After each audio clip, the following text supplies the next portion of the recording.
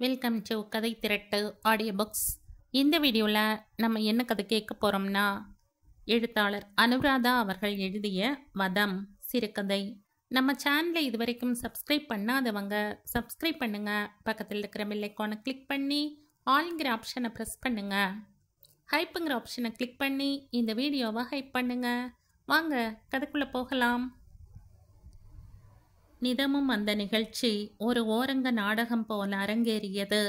பிறருடைய கவனத்தை ஈர்ப்பதற்காகவே நடைபெறும் நிகழ்ச்சி. குறிப்பாக அது எனக்காக மட்டுமே அரங்கேறியது என்பதும் எனக்கு நன்றாகவே தெரியும்.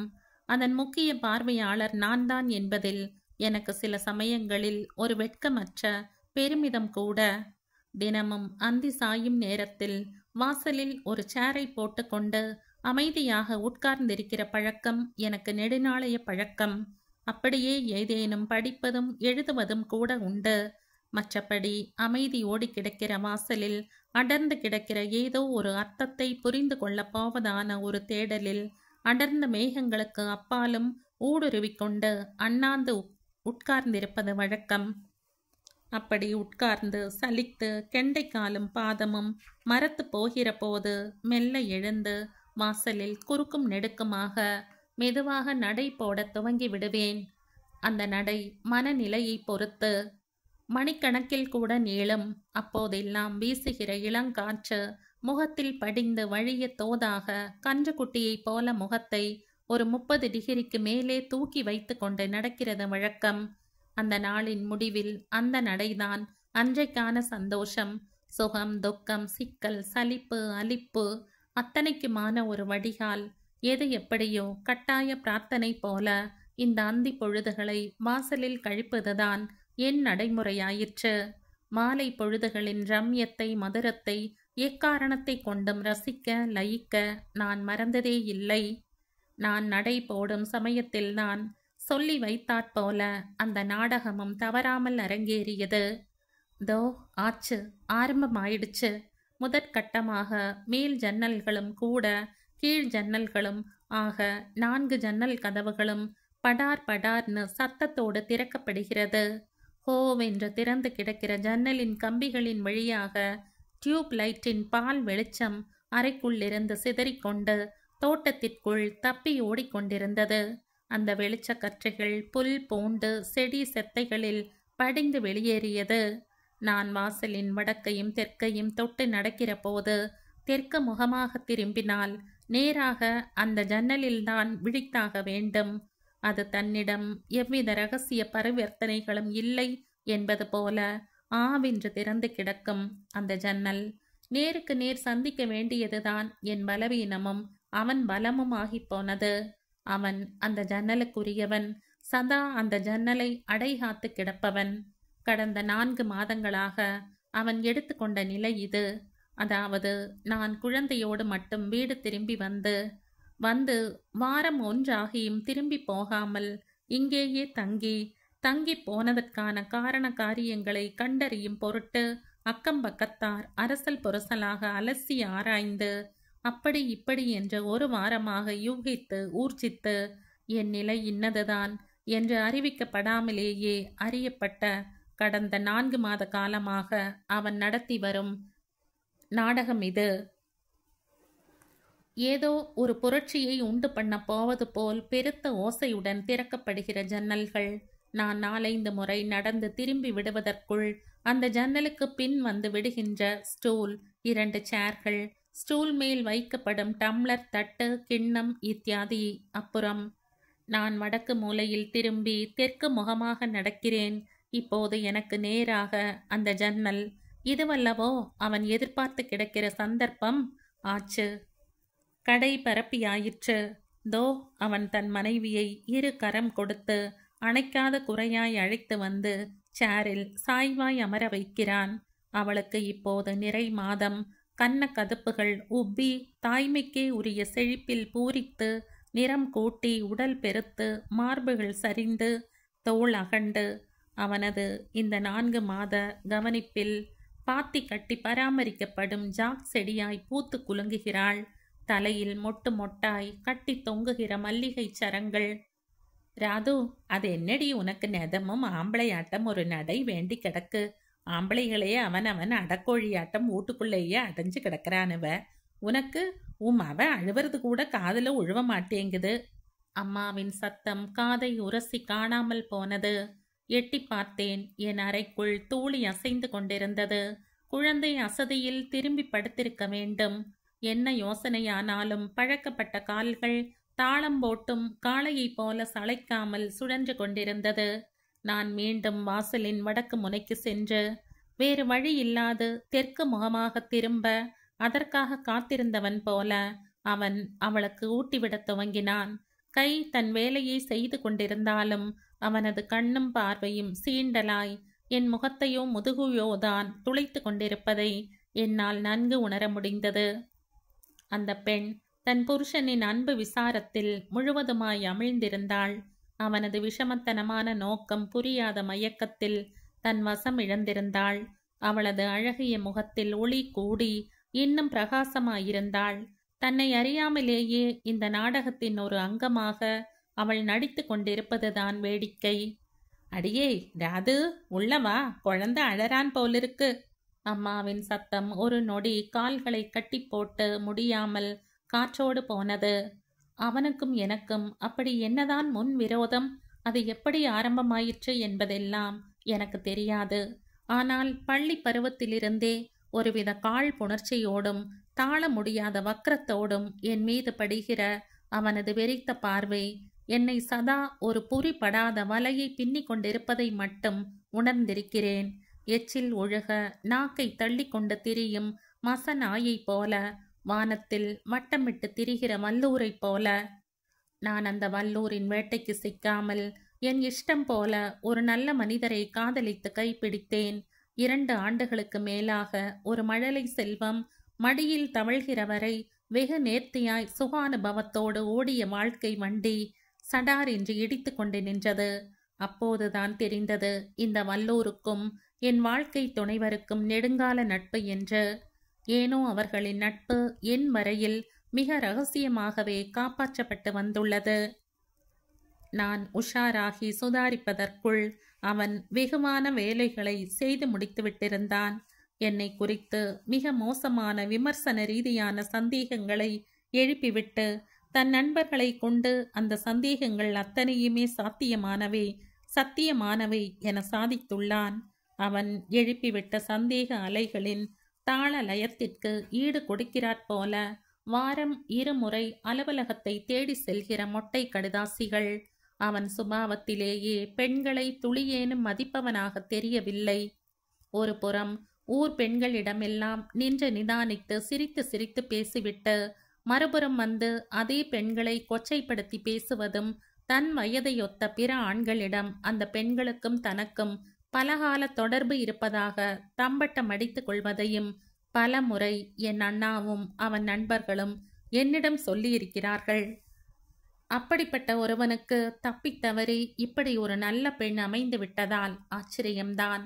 இருந்தாலும் மறுபக்கம் அந்த பெண்களின் நிலையை நினைத்து எனக்கு ஏகப்பட்ட மன வருத்தமும் மன கிலேசமும் கூட. கல்யாணத்துக்கு பிறகு அவள் ரொம்பவும் கொடுமைப்பட்டு போனதாக சுற்று வட்டாரத்தில் சொல்ல கேள்வி. அக்கம் பக்கம் ஆண் பெண் எவருடனும் ஒரு வார்த்தை கூட பேசக்கூடாது, எக்காரணத்தை கொண்டும் வாசலை விட்டு இறங்கக்கூடாது என்பதான எழுதப்படாத சட்டங்களில் அவள் சிறை வைக்கப்பட்டிருந்தாள். 4-5 மாதங்களுக்கு முன் வரை கூட அவளை பார்ப்பதற்கு மிகவும் பரிதாபமாக இருக்கும். அவள் என் நேரமும் ஓவென்று மசக்கை வாந்தி எடுத்துக்கொண்டும் களைத்து போய் சீக்கு பிடித்த கோழியைப் போல புராந்து கொண்டும் கிடப்பாள். அவன் தட்டிவிட்ட காளையைப் போல ஊர் சுற்றி திரிவான். அவள் பசப்பில்லாமல் வெளிரி போய் கிடந்தாள். சொல்லோனா சித்திரவதைகளை அவள் மௌனமாக ஏற்றுக்கொண்டு வதைப்பட்டிருக்கிறாள் என்பது வெளிரிப்போன விழிகளிலிருந்து வெளிப்படையாக தெரியும். ஆனால் என் சுபாவம் அப்படியானதல்ல. என் கழுத்தையே நெரித்து போடுவதாக இருந்தாலும் சித்திரவதைகளுக்கு ஆட்பட்டு கிடப்பதோ அச்சப்பட்டு கிடப்பதோ என்னால் இயலாத காரியம். எதிர்ப்பு என்பது எனது இயல்பான போக்கு, அனிச்சையான வெளிப்பாடு. பெண், கட்டுப்பாடு, பண்பாடு, மரபு என்கிற மலட்டுத்தனமான மந்திரங்களை யோசிப்பதற்குள்ளோ யாரேனும் உபதேசிப்பதற்குள்ளோ நான் என் எதிர்ப்பையும் கண்டனத்தையும் ஏதேனும் ஒரு வடிவத்தில் தெரிவித்து பிரச்சனையை முடித்திருப்பேன். அப்படித்தான் அந்த வல்லூர் வீசிய சந்தேக கற்கள் என் கணவரின் மனதில் சலன வட்டங்களை உண்டு பண்ணிவிட, அதே வட்ட விளிம்புகள் என் இரையை தொட்டு என் அமைதியை கெடுத்த போதெல்லாம் நான் ஆத்திரப்பட்டு போனேன், ஆக்ரோஷித்து போனேன். பொதுவாய் பெண்கள் ஒரு விஷயத்தில் தங்களின் கருத்தை முன் வைப்பதை விட இந்த சமுதாயம் விரும்புவதில்லை. முன் வைப்பதை கூட இந்த சமுதாயம் விரும்புவதில்லை. அப்படி இருக்க விவாதிப்பதும் ஆக்ரோஷிப்பதும் ஏற்றுக்கொள்ளப்படாத விஷயங்கள். அதுவும் பெண்டாட்டியின் உணர்வுகளை மொத்த குத்தகையாய் எடுத்துக்கொண்டு பொழுதுக்கும் அவளை விளை நிலமாய் உழுது கொண்டும் விதைத்து கொண்டும் இருக்கிற சில மீசையுள்ள மகராசன்களை பற்றி கேட்கவா வேண்டும்? என் பார்வைகள் படரும் பரப்பளவை சந்தேகத்தோடு அளக்க துடித்த அவர் போக்கையும், இதழ்கள் இயல்பாய் சிந்துகிற சின்னஞ்சிறு புன்னகை பூக்களுக்கு கூட நதி மூலம் ரிஷி மூலம் தேடுவதைப் போல காரணங்களை கற்பிக்க முயலுகிற மிக முற்போக்குத்தனமான இயல்பையும் பொறுத்து கொள்ள இயலாமல் போக, ஒரு நாளில் காலை பொழுதில் தோளில் பையும் இடுப்பில் குழந்தையும் மனதில் சுமையுமாக நான் என் வீட்டு கதவை தட்டினேன். என் முடிவை அம்மாவும் அப்பாவும் மௌனமாக ஏற்றுக்கொண்டார்கள். ஆனாலும் அப்பா கொஞ்சம் அங்கலாய்க்கவே செய்தார். குழந்தையை தூக்கி வைத்து கொண்டு கரகரவென்று கண்ணீர் விட்டார். பொண்ணுன்னா கொஞ்சம் பணிஞ்சுதான் போகணும். இலை மறைவு காய் மறைவாக சொல்லி பார்த்தார். அடிக்கடி பெருமூச்சு விட்டார்.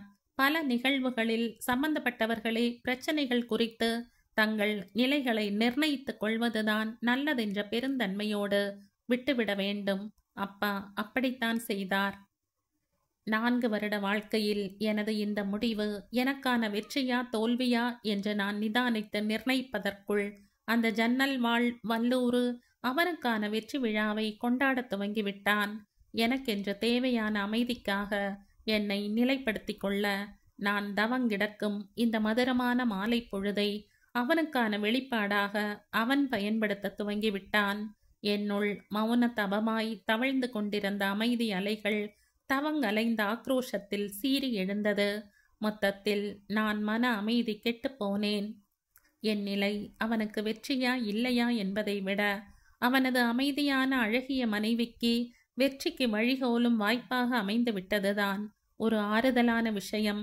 போன வருடத்தின் ஒரு வறண்ட நாளில் நான் இங்கு வந்திருந்த போது அவனது கொடுமை தாங்காது அவள் தூக்கு மாட்டிக்கொண்டு விட்டதாகவும், எதேச்சையாக பார்த்துவிட்ட அவளது மாமியார் சத்தம் போட்டு ஊரை கூட்டி அவளை காப்பாற்றியதாகவும் பரபரப்பாக பேசப்பட்டது. இதை அலசுவதற்காகவும் இன்னும் அறிந்து கொள்வதற்காகவும் பைப்படியில் பெண்களின் கூட்டமும் சலசலப்பும் அதிகமாயிருந்தது. பொழுது போகாமல் நானும் கூட 2 குடத்தை ஒப்புக்கு தூக்கி கொண்டு போனேன் என்றால் பாருங்களேன். பொண்ணுன்னா எல்லா பொண்ணும் ஒன்றுதான் மவளே. இதுல ஏன் புள்ள உன் புள்ளன்னு வேற்றுமை இல்லை. இந்த பொறப்பு படுற கஷ்டம் இருக்கே, அது அந்த அல்லாவுக்கே அடுக்காது. எழுதினா 4 எழுத்து நல்ல எழுத்தா அந்த ஆண்டவன் எழுதணும். இல்ல போடு ஒரே போட அதை கொண்டு போடணும். எதுவுமே இல்லாம இந்த சித்திரவதைக்கு ஆளாக்குதானே இந்த ஆண்டவன். அந்த புள்ள படுத பாடு இருக்கே எம்மா, அடிச்ச அடியில வாயெல்லாம் ரத்தம் ஆயிட்டும் அவளே. திருவிக்கிட்டு மூளையில போய் உழுந்ததை பார்த்து என் நெஞ்செல்லாம் பதறி போய் கிடக்கு. நானும் ஒரு காலத்துல இப்படியெல்லாம் தான் கொடுமைப்பட்டேன். அதையெல்லாம் நினைச்சா தலை கிர்ன்னு சுத்தி. ஷாஜி பேசும் உதைப்பட்டே விழுந்து போன தன் முன்ன பற்களின் ஞாபகமாய் முகவாயை தடவிக்கொண்டே பேசினாள். என்னையத்தான் தேயப்பா தாயி, எடுத்தையுமா பாப்பா. ஏதோ சம்பளக்காரன், கௌரவமான பொழப்பு, கட்டி கொடுத்தா நல்லா வச்சு காப்பாத்துவான்னு நினைச்சதா கட்டி கொடுத்துருக்காங்க. நினப்புதா பொழப்ப கெடுக்கிறங்க கதையா? அவன் பிள்ளைய இத்தனை பாடுபடுத்துவான்னு ஆருக்கு தெரியும்? மூளைக்கடை கோவிந்தம்மாளின் வேதனை வெளிப்பாடு. அவ என்னத்துக்கு இத்தனை கொடுமைப்படணும்? இப்படி இங்கு கேவலங்கிட்டு சின்னப்பட்டு சீரழிஞ்சு போகிறதுக்கு பொட்டாட்டம் பூவாட்டம் பிறந்த வீட்டுக்கே போயிடலாம். காலேஜ் பொண்ணு பிரதீபா சற்று சத்தம் போட்டு எல்லோரின் ஒருமித்த கவனத்தையும் ஈர்த்தாள். வயசும் படிப்பும் வெளியுலக அனுபவமும் அந்த பெண்ணை கொஞ்சம் மதிப்பாய் காட்டியது. சண்டை சச்சரவில்லாமல் பிறருக்கு வழிவிட்டு மெதுவாய் நிரம்பின குடங்கள் வீணாய் இறைத்த நீர் பக்கத்தில் இருந்த வேப்ப மரத்தடிக்கு விடப்பட்டிருந்தது. வேப்ப மர நிழல் மேற்கே விழுந்து கிடந்தது. அது சரி, ஒரு சிலருக்கு எதிர்க்கணும்னு கூட தோணாத அளவுக்கு சொரணகிட்ட ஜென்மமாத்தான் இருக்காங்க. இதுல படிச்சவ படிக்காதவன்னு வித்தியாசப்படுறதா தெரியல. இன்னும் கிழவியாகியும் புருஷங்கிட்ட அடிபடுற பிரேமா டீச்சரை விட ஆத்தாக்காரி அப்பங்கிட்ட அடிபடுற கொடுமையை சகிக்க முடியாம தங்கை தம்பிகளோட தனியா உலவச்ச ஷாஜ் பேகமோட பொண்ணு டைலர் நிஷா எவ்வளவோ மேல். மொத்தத்துல தைரியமும் தன்னம்பிக்கையும் இருக்கணும். ஒரு சிலது படிச்ச பின்ன இருக்கிற கொஞ்ச நஞ்ச நம்பிக்கையையும் தொலைச்சிட்டு பவுடர் பூச்சிக்குள்ளேயும் நகைப்பூச்சிக்குள்ளேயும் பதுங்கி கிடக்குதுகளே. ஒரு சில பெண்களால் பிறரை முட்டு கொடுத்து நிறுத்த முடியும், வாஸ்தவம். ஆனா பெரும்பாலான பொண்ணுங்களால பிறர் முட்டு கொடுத்தாத்தான் நிக்கவே முடியுது. அதில்லடி, இவளும் வாயில்லா பூச்சிதான், அப்புராணி. அவன் 1000 கொடை உடைஞ்சாலும் வாயை திறந்து ஒரு வார்த்தை விடாம ஆகிறது விதிப்படின்னு பல்ல கடிச்சுக்கிட்டு கண்ணு தண்ணிய கடவாயில இறக்கி விடுவா. அன்னைக்கு அவனோட அக்கரும்பு எல்லாம் கடந்து போச்சு. அவன் அவளோட கூத்தியால வீட்டுக்கே கூட்டியாந்து அவளை ஒரு பக்கம் படுக்க வச்சுக்கிட்டு இவளை ஒரு கக்கம் படுன்னு மிரட்டினானாம். எவளால பொறுக்க முடியும்? அவளும் உப்பு போட்டுதானே சோறு திங்கா. என்னதா பொட்டச்சினாலும் மான ரோசம் முழுசுமா கெட்டு போயிருக்கும். அவனை ஒருத்தி 10 மாதம் சுமந்து பெத்த மாதிரி தானே இவளையும் ஒருத்தி உசுர கொடுத்து பெத்திருப்பா. அந்த சொரணம் கொஞ்சம் மிஞ்சி கிடந்ததுல இவளும் ஏதோ எதிர்த்து கேட்க அந்த மானங்கெட்டவன் கூத்திய கட்டில்ல குந்த வச்சுக்கிட்டு அவ முன்னாடி இவ பல்லு பவட்ட பேக்க இவ தூக்கு போட. இதுகளுக்கு என்ன அழும்பு காலமோ. தழும்பி கிடந்த குடத்தை கக்கத்தில் இடுக்கி கொண்ட பார்வதி பேசிக்கொண்டே நடந்தாள். நான் தண்ணீர் பிடிக்க மனசில்லாமல் வெறுங்குடத்தோடு வீடு திரும்பினேன். ஏட்டி, பையனை கவனிடி, வர வர மென்டலாவே மாறிட்ட.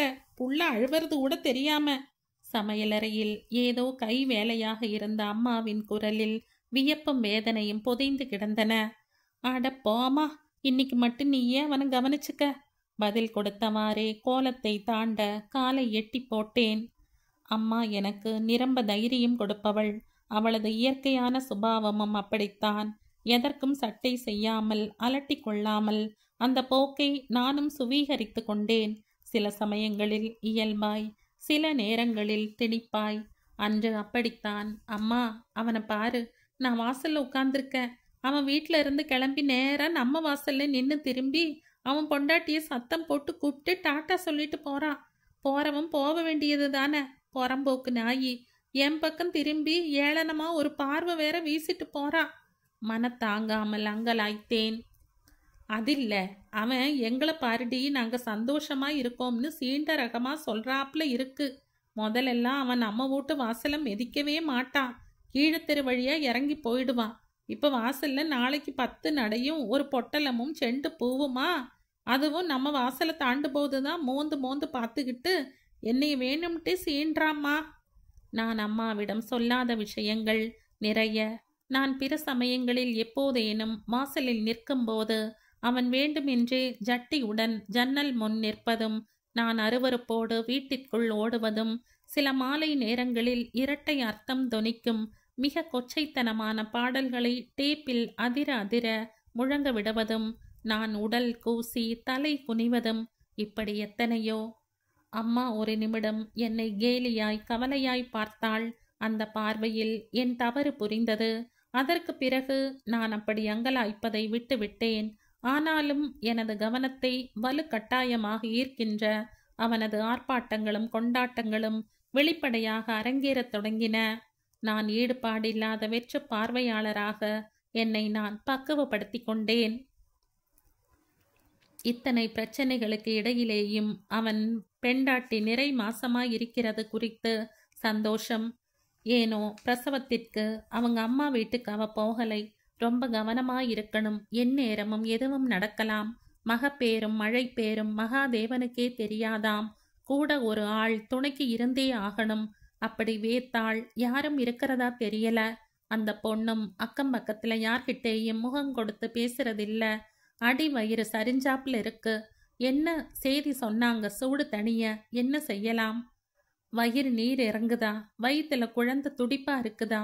இப்படியெல்லாம் விசாரிக்கணும்னு தோணும். இந்த சமயத்துலதான் ஒரு பொண்ணுக்கு ரொம்பவும் அன்பும் அரவணைப்பும் தேவைப்படுது. ஆனா அவ என்னை எங்கேனும் எதேச்சியா பார்க்க நேர்ந்தா கூட வெடுக்குன்னு தலையை திருப்பிக்கிட்டு புருஷனோட ஒட்டிக்கிட்டு நடப்பா. அது என்னை வேதனைப்படுத்தினாலும் ஒரு பக்கம் அவ செய்கையை நினைச்சா சிரிப்பாத்தான் இருக்கும். அவன் முகம் முழுக்க நிழல் படிஞ்சு கிடக்கிறதால அவனுடைய வெளிப்பாடுகளை என்னால் எளிதா படிக்க முடியல. ஆனா பழக்க தோஷத்துல அது ஒரு வகையா சீண்டல் தான்னு எனக்கு புரியுது. நான் திரும்பாம நின்னபடி அவர்களையே கவனிக்கிறேன். அவன் திரும்பவும் அவளை கோதி விட்டு ஏதோ கொஞ்சறது தெரியுது. உட்கார்ந்த வாக்குல இருக்கிற அந்த பெண்ணோட முகத்துல ஏகப்பட்ட பளபளப்பு. தாக நிலத்துல தண்ணீர் இறங்குற மாதிரி அவனோட அன்பை அவ ஆவேசமா அள்ளி பருகிறதும் அது அவளுக்குள்ள இறங்குறதும் புரிகிறது. எப்படியெல்லாம் கஷ்டப்பட்டவ.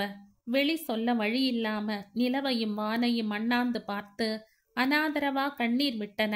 இன்னைக்கு அந்த புஷ்டியான கடவாய் முழுக்க பரவி கிடக்கிற சிரிப்பும் பூரிப்பும். குழந்தை அழும் சத்தம் கேட்கிறது. நான் நின்றபடி நகராமல் நிற்கிறேன். அவளும் என்னை எதேச்சியா திரும்பி பார்த்துட்டு வெடுக்குன்னு திரும்பறா. அதில் அளவில்லா கர்வம் கரை கட்டி நிக்குது. நிறைவு இருந்தாத்தான் கர்வம் வரும். அவ நிறைவா இருக்கா. அவனுடைய இந்த போக்கு நிரந்தரமானதோ இல்லையோ, இப்போதைக்கு அவ சந்தோஷமா நிறைவா இருக்கா. இருக்கணும். புள்ளதாச்சி பொண்டுவ கண்ணு கலங்கினா உள்ளார இருக்கிற சீவன் மனம் கலங்கி போயிரும்மா. என் பாட்டி என்னை அடிக்கடி தடவி கொடுத்து அணைத்தது என் ஞாபகத்திலே நிழலாடியது. எனக்கும் நிறைவுதான். இந்த வதம் எனக்கு வலிக்கவில்லை.